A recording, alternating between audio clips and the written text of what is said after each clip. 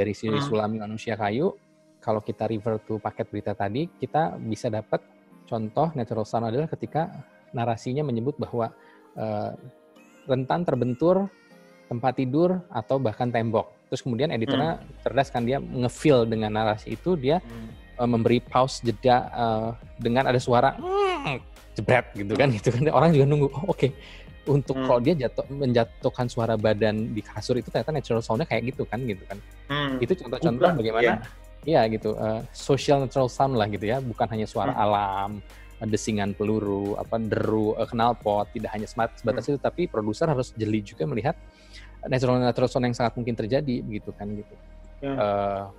Seperti kalau misalkan diikuti si contoh berita si Sulami Manusia Kayu ini, ada paket-paket tayangan selanjutnya yang si korespondennya dengan jeli dia ngebelah-belah lah istilahnya begitu ya. Jadi ada angle-angle seperti bergeser sedikit, tapi itu sesuatu yang baru buat nonton gitu. Sebuah kebaruan setiap harinya adalah contohnya di mana ternyata karena dia sudah semakin kaku, semakin ke atas, dia semakin sulit makan. Lalu neneknya, dia kan tinggal dengan neneknya, tinggal lagi dengan orang tuanya, membuatkan sebuah sendok khusus yang jelas mungkin secara medis itu mungkin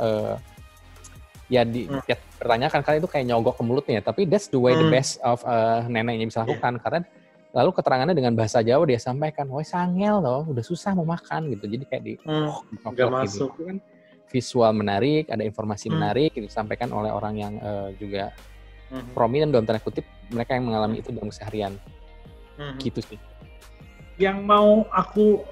Artinya gini, yang mau aku sampaikan sekarang adalah begini. Salah satu senior yang tetap itu aku ingat pesannya adalah good picture is a good news. Good picture is a good news. Terus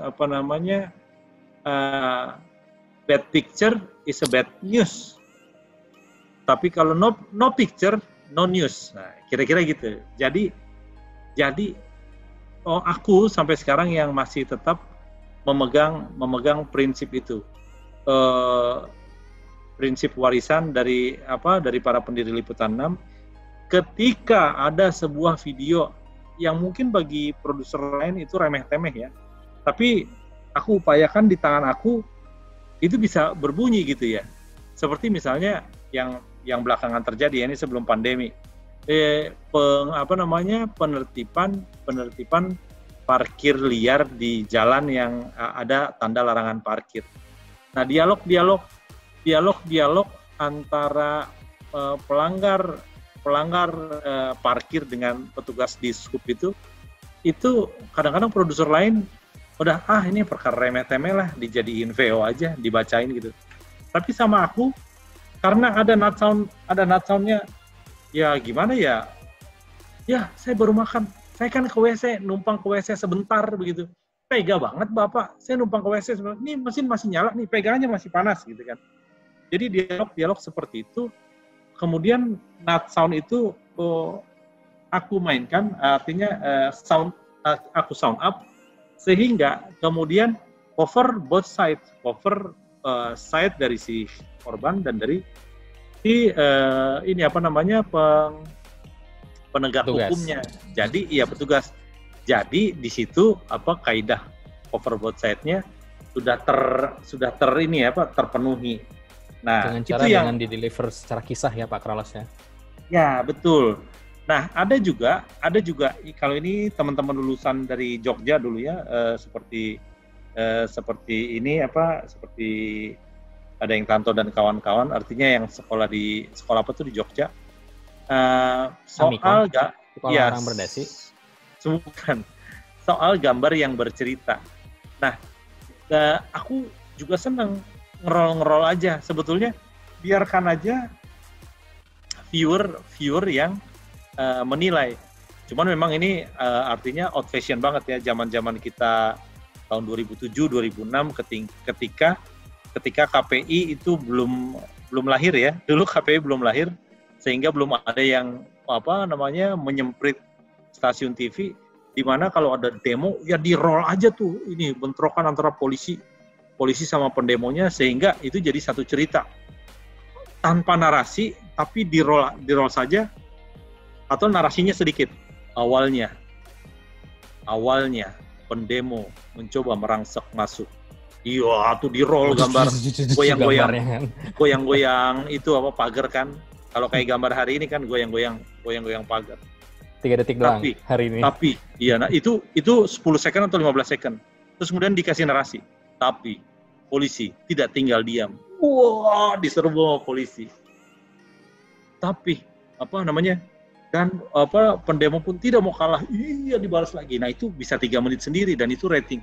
Itu ratingnya bisa saya jamin. Bisa saya jamin sampai sekarang kalau boleh masih boleh visual seperti itu, video seperti itu diputar, itu ratingnya pasti apa melonjak-lonjak. Nah, ada satu lagi nih.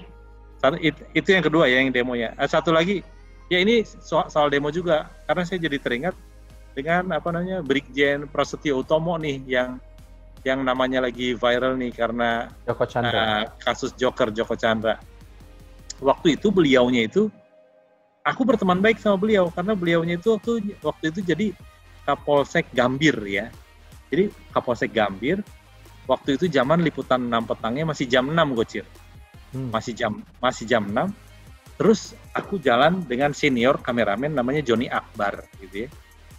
Nah, demo ini memang secara peraturan perundang-undangan jam 5 akan harus berhenti demo di depan Istana Merdeka.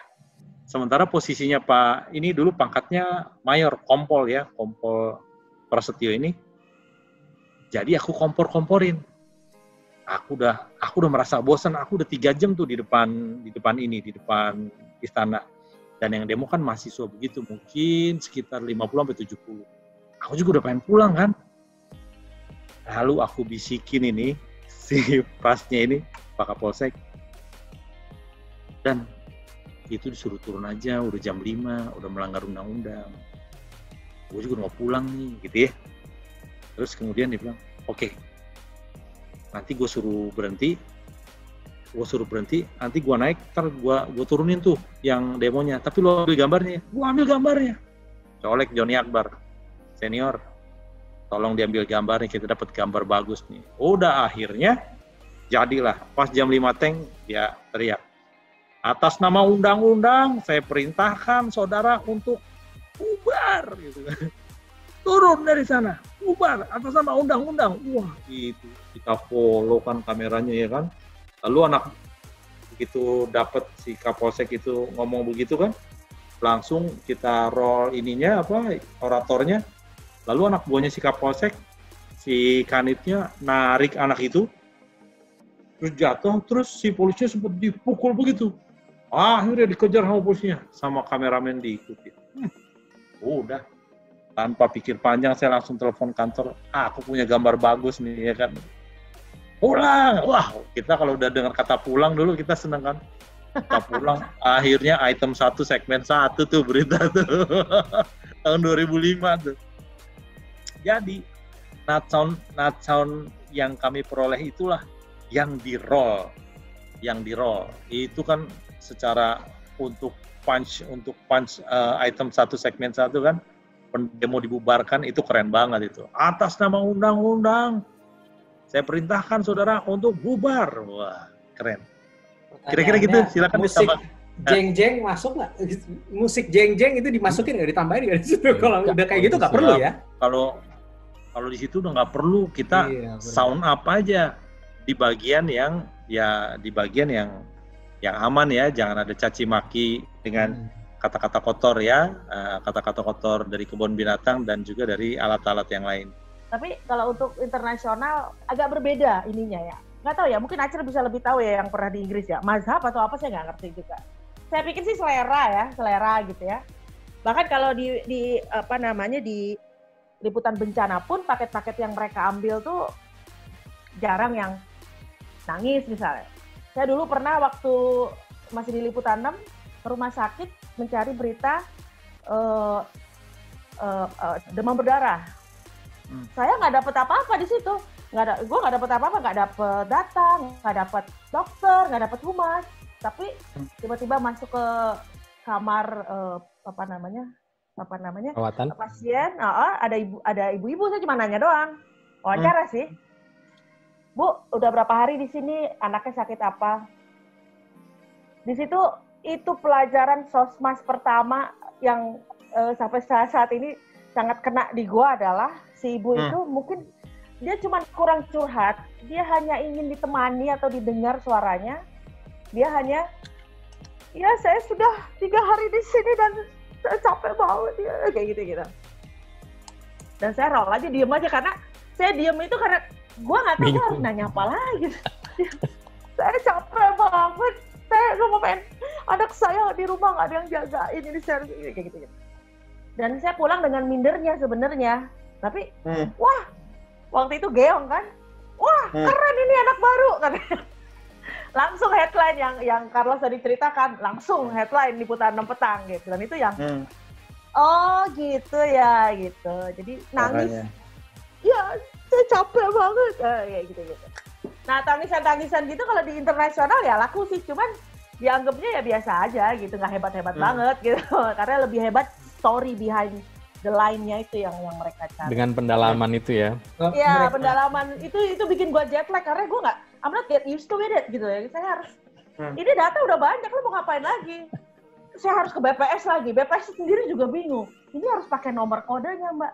Nyari nomor kodenya aja udah PR gitu. Nah, itu ya kalau di internasional seperti jet lag jadinya. Bisa sih ngerjain. Beler ya, beler tapi. Beler, tapi ya nggak jadi jago. Gue ternyata nggak sejago itu ya, Bo. Gitu. Itu roll yang nangis itu di roll nggak?